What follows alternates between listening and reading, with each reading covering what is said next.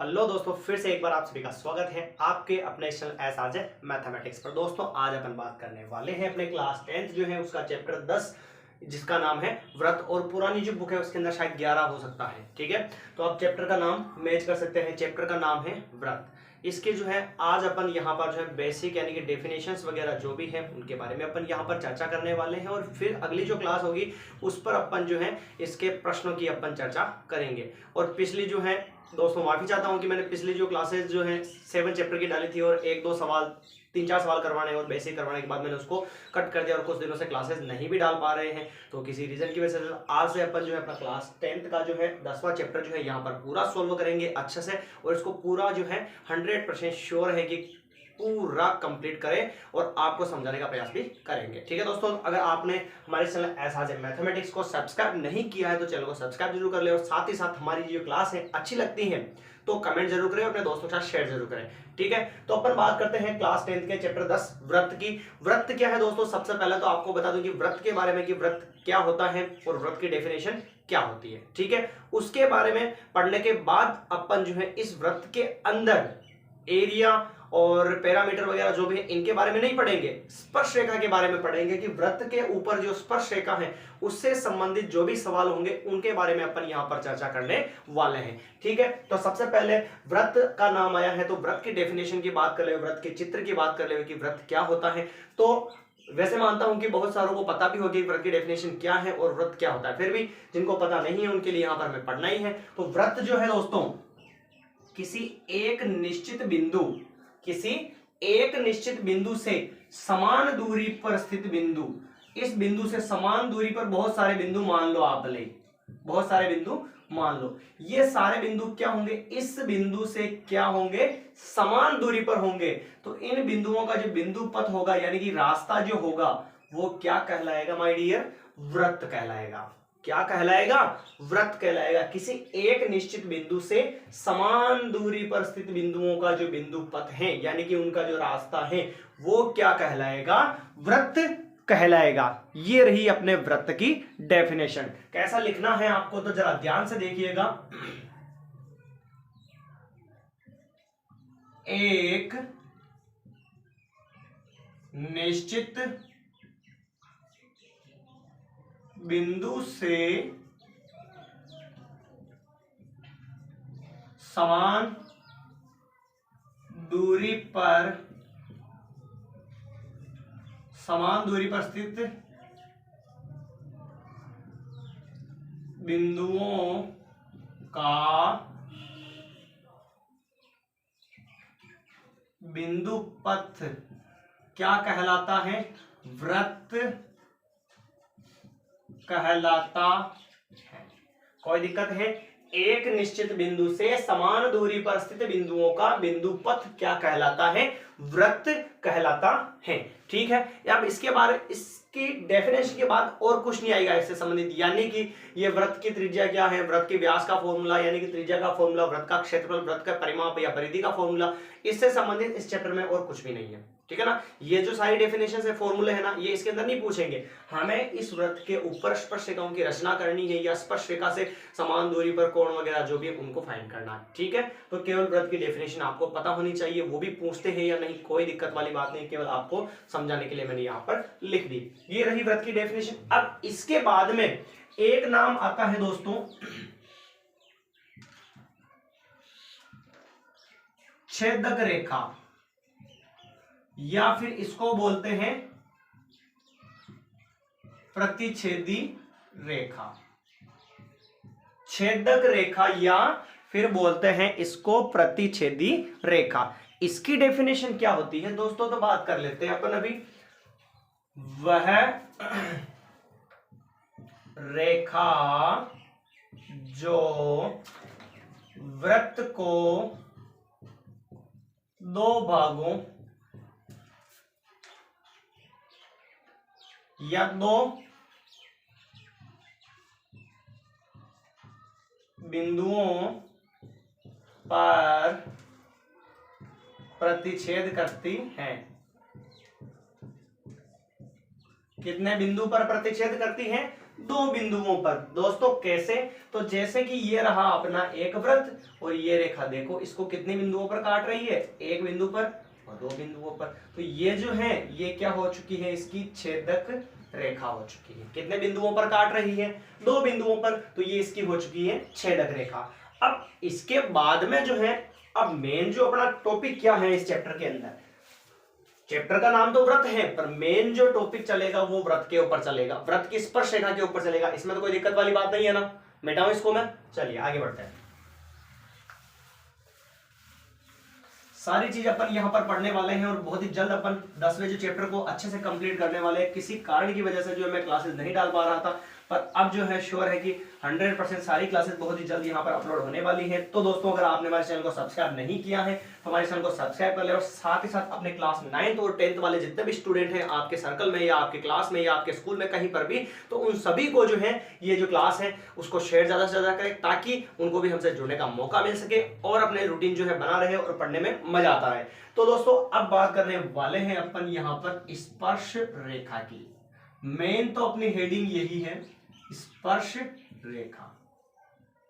ठीक है, अब बात करेंगे अपन स्पर्श रेखा की। वो तो केवल नाम मात्र था व्रत, क्योंकि व्रत के ऊपर स्पर्श रेखा खींचेंगे अपन, बाहर से अंदर से पॉइंट पर कहीं से पर भी, ठीक है ना।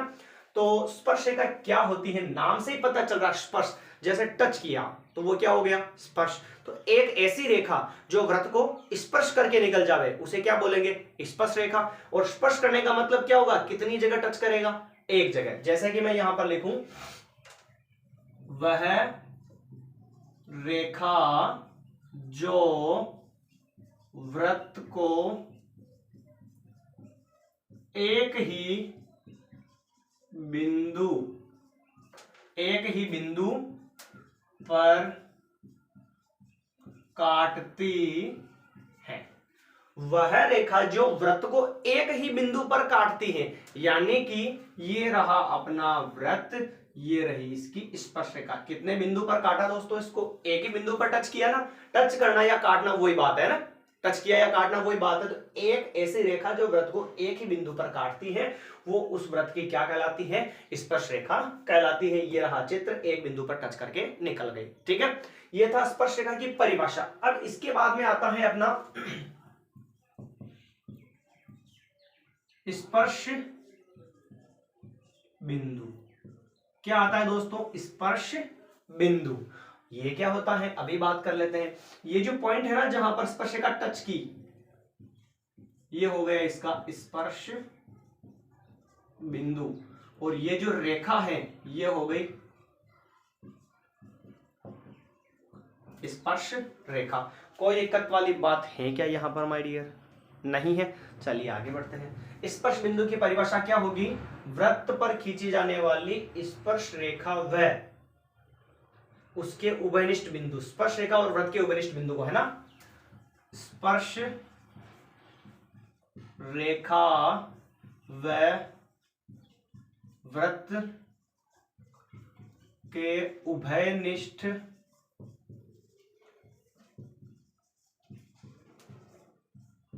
बिंदु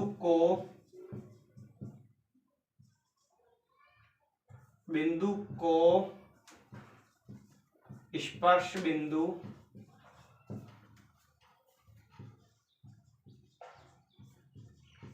कहते हैं। स्पर्श रेखा व वृत्त के उभयनिष्ठ बिंदु को स्पर्श बिंदु कहा जाता है। यानी कि ये जो रेखा है जो और ये वृत्त जो है, इन दोनों का उभयनिष्ठ बिंदु, उभयनिष्ठ का मतलब दोनों के अंदर वो आता है, तो वो क्या कहलाता है, इसका स्पर्श बिंदु कहलाता है। ठीक है दोस्तों, तो ये थी स्पर्श रेखा और स्पर्श बिंदु की परिभाषा। अब इसके बाद में जो है और यहां पर आता है स्पर्श बिंदु हो गया, और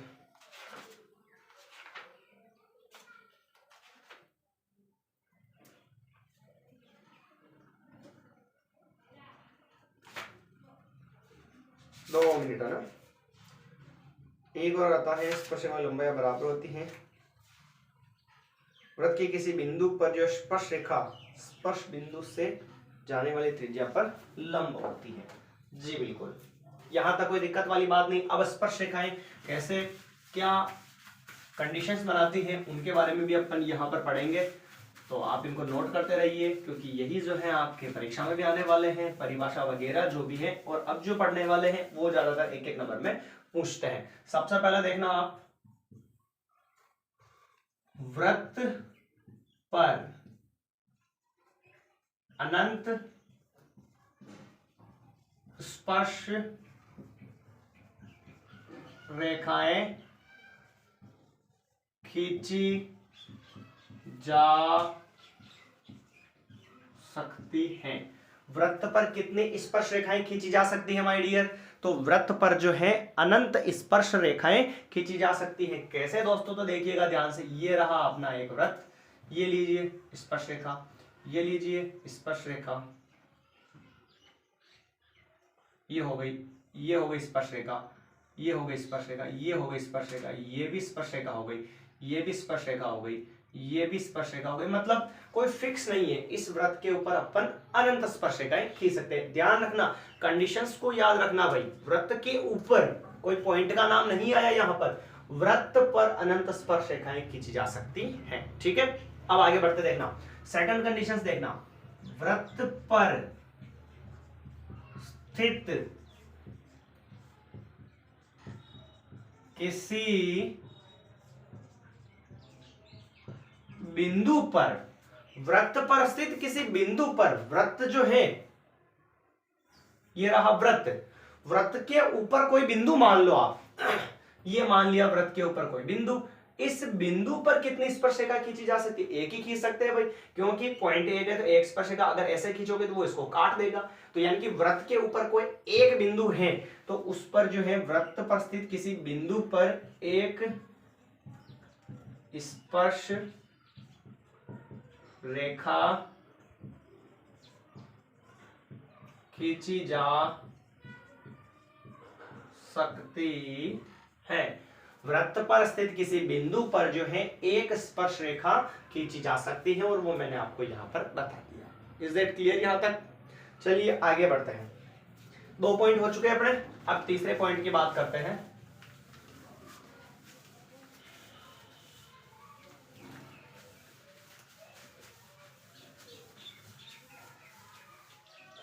वृत्त पर अनंत स्पर्श रेखाएं, वृत्त के ऊपर स्थित किसी बिंदु पर एक स्पर्श रेखा, और अगला जो अप्लाई करते हैं वो है किसी बाहरी बिंदु से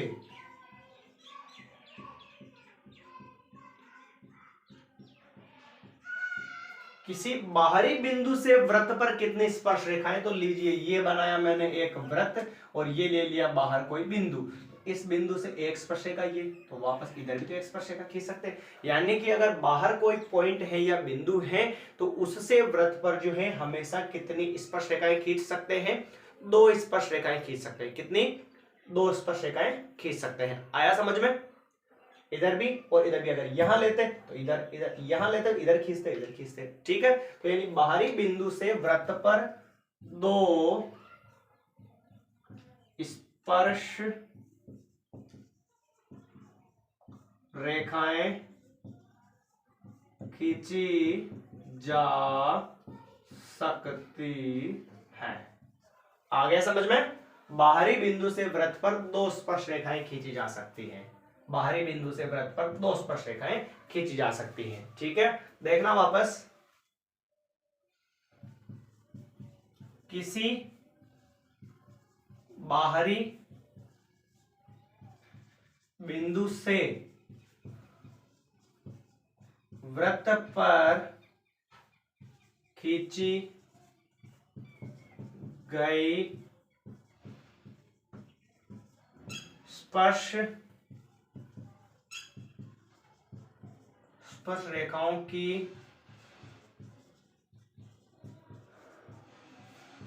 लंबाइयां समान होती हैं। किसी बाहरी बिंदु से वृत्त पर खींची गई स्पर्श रेखाओं की लंबाइयां क्या होती हैं? समान होती हैं। यानी कि ये रहा बाहरी बिंदु, इस बाहरी बिंदु से इस स्पर्श रेखा की लंबाई और इस स्पर्श रेखा की लंबाई आपस में क्या होगी? बराबर होगी। यानी कि अगर ये 5 है तो ये भी 5, ये 10 है तो ये भी 10 हो जाएगा। ठीक है, एक और रहा यहां पर हमारे पास,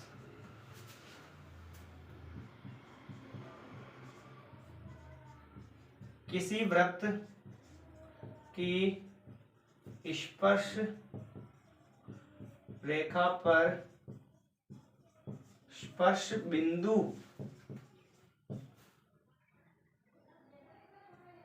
बिंदु से जाने वाली त्रिज्या लंब होती है। किसी वृत्त की स्पर्श रेखा पर स्पर्श बिंदु से जाने वाली त्रिज्या क्या होती है? लंब होती। यानी कि ये रहा वृत्त, ये रही इसकी स्पर्श रेखा, इसका ये रहा स्पर्श बिंदु, इस स्पर्श बिंदु से जाने वाली ये होगी त्रिज्या, तो ये सदैव यहां पर क्या होगी? लंब। और लंब का मतलब कितने डिग्री का कोण बनाएगी माय डियर्स? 90 डिग्री का कोण यहां पर ये बनाएगी। ठीक है, यहां तक किसी को कोई दिक्कत हो तो आप जो है अच्छे से कमेंट जरूर कर सकते हैं। और हाँ, आपसे रिक्वेस्ट है कि इनको अच्छे से नोट कर लेवे, और कहीं पर भी कोई दिक्कत हो तो एक बार इस क्लास को अच्छे से वापस पूरा ध्यान से देखें, और फिर भी समझ में नहीं आता है तो आप कमेंट जरूर कर सकते हैं कि आपको कहां पर समझ में नहीं आया है। ठीक है, तो एक बार देख लेते हैं, इसके अंदर कुछ छूटा हुआ तो है नहीं, शायद मेरे हिसाब से डेफिनेशंस जो है वो सारी कवर हो चुकी हैं।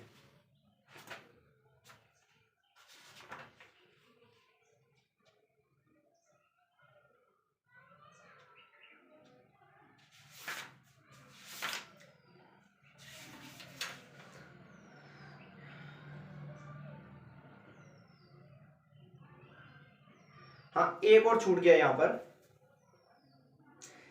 एक वृत्त की समांतर स्पर्श रेखाएं कितनी हो सकती हैं, ये हमने नहीं लिखा है, बाकी यहां पर हमने सारा लिख दिया है।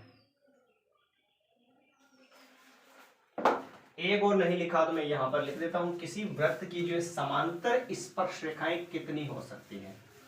समांतर स्पर्श रेखाएं देखना ध्यान से, किसी एक वृत्त की कितनी हो सकती है? दो समांतर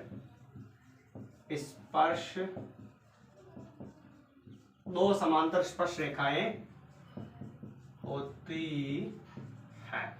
कैसे देखना, ये रहा वृत्त, समांतर का मतलब क्या होगा? जैसे ये स्पर्श रेखा खींची अपन ने यहां पर, तो एसी की एसी इधर खींचेंगे कितनी होगी? बस एक ही खींच सकते हैं ना, ऐसे। तो यानी कि कितनी स्पर्श रेखाएं हो गई? दो हो गई ऐसे। अगर आप चाहो नहीं सर मैं ऐसे नहीं खींचूं, तो कोई दिक्कत नहीं, आप ऐसे खींच दो, तो भी कितनी समांतर स्पर्श रेखाएं होंगी?